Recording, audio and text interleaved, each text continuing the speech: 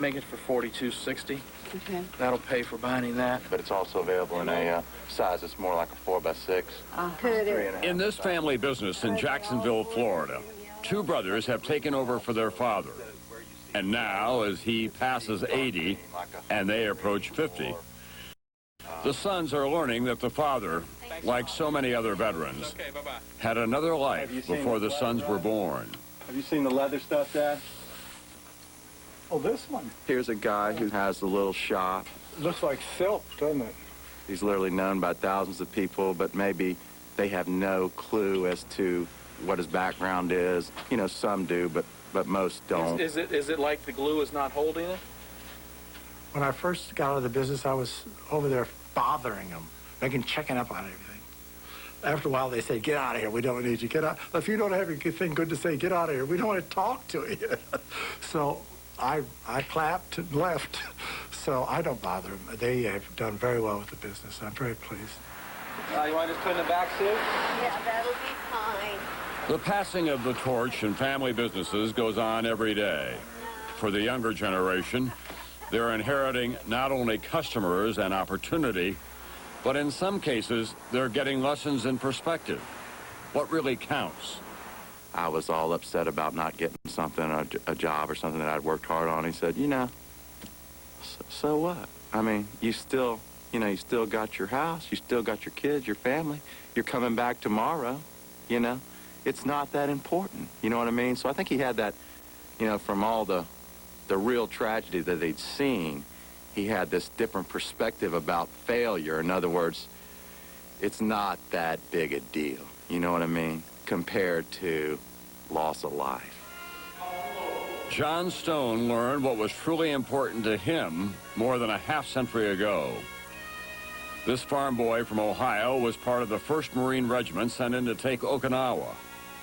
In April 1945, Okinawa was the last island the Allies had to capture before their planned invasion of the Japanese mainland.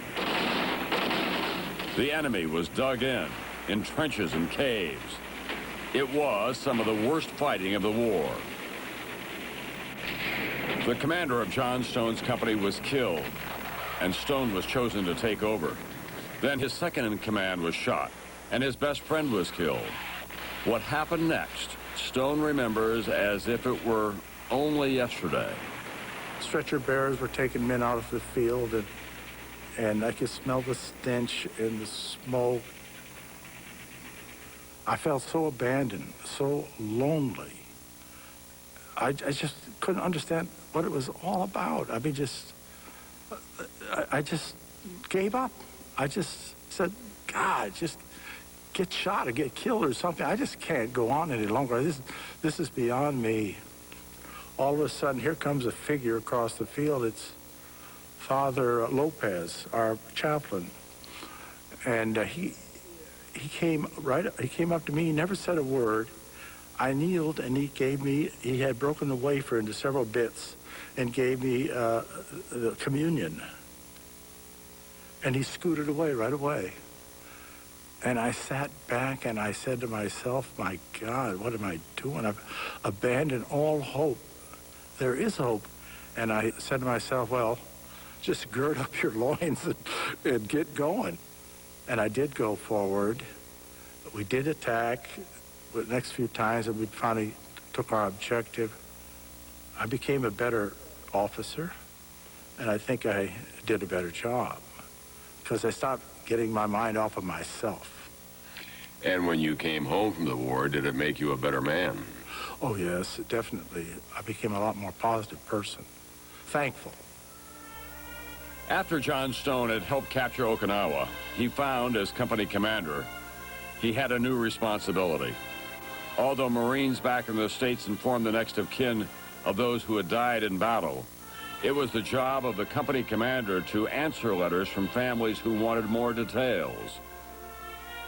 John Stone answered dozens of letters and has kept them all these years. Recently, he shared them with his family and found that he himself now understands the letters better than when he first read them as a 24-year-old Marine. Dear Lieutenant Stone, just received your notes of my husband's death. Did you see him fall, or do you know anyone who did? Was he killed in a hand-to-hand fighting, and where was he hit? Did he get to say anything at all before he died? Above all, how much did he suffer? He was so proud to be in the Marines, and I just know he was one of the very, very best. Two things stood out in every letter that I read. They all wanted to know what their child was doing, you know, the days before, the moments before he was killed. And there was no, like, you know, why did this have to happen to my son? Just the contrary was true. They were very supportive of the war effort, and, you know, there was no meanness towards my father. Just the opposite was true. It was almost appreciative that he had been there for them. And that, to me, was incredible, that there wasn't more bitterness. I was reading these letters, and people were expressing to me sacrifice, love, patience. How are you doing? I hope you get out all right. We're praying for you. And you see, I was so desensitized at the time I wrote them and got the answers. But years later, after having my own family, my children, it just tore me up to read those letters again. Didn't anyone hear his last words? What were, or was it too quick even for that? Can you tell me anything at all, please? Where is he now, is buried? And just what kind of a service was he given when we are so grieved over him? His mother is dead.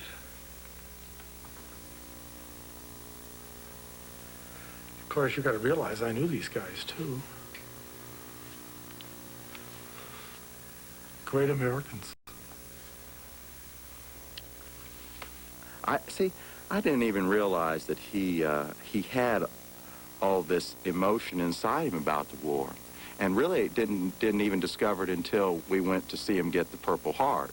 That was when, you know, I saw a side of him that I hadn't seen before. For his bravery in battle, John Stone was awarded in 1945 the Silver Star and the Bronze Star, but he never pursued the Purple Heart he earned for being wounded. In later years, fellow veterans urged Stone to apply for that medal. He finally received it in a ceremony in a Jacksonville gymnasium. The President of the United States of America has awarded the Purple Heart to First Lieutenant John P. Stone, United States Marine Corps Reserve, for wounds received in action 8 June 1945 on Okinawa. I am very happy to get this decoration in honor of my fellow Marines who died. So many of them gave up their lives. And every time I look at this, I'm reminded of them. Sorry.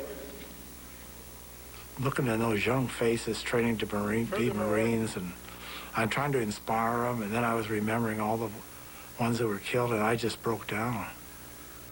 At that point, I realized just how meaningful and how the war had affected him.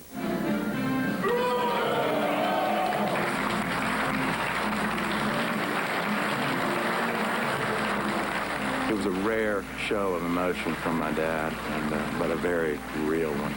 And you know, I'll never forget it. I think he was a real hero, and you know, I'm glad he's my dad.